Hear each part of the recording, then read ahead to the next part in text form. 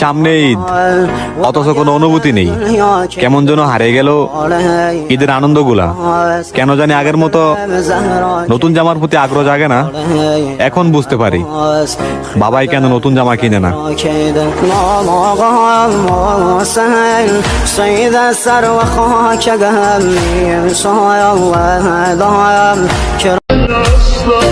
আমরা পরিশ্রম করতে করতে বড় হয়েছি, সফল হওয়া কি এতই সোজা? আমরা ছেলে হয়ে যদি সফল না হইতে পারি, তাহলে শুধু পরিবারের কাছে নয়, পুরো সমাজের কাছে আমরা বোঝা।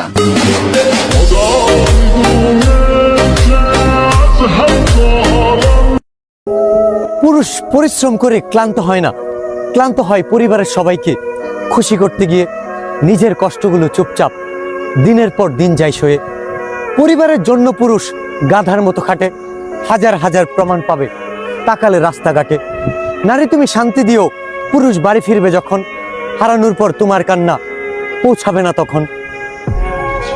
যে ব্যক্তি শ্রমিক ভাড়া করে কাজ করালো কিন্তু তার টাকা দেয় নাই, তার পারিশ্রমিক দেয় নাই, আল্লাহ বলেন কিয়ামতের দিন তোর বিরুদ্ধে আমি দাঁড়াবো। I will be against you in the day of judgement. কেউ তোরে কিয়ামতের দিন সাহায্য করে ছুটাতে পারবে?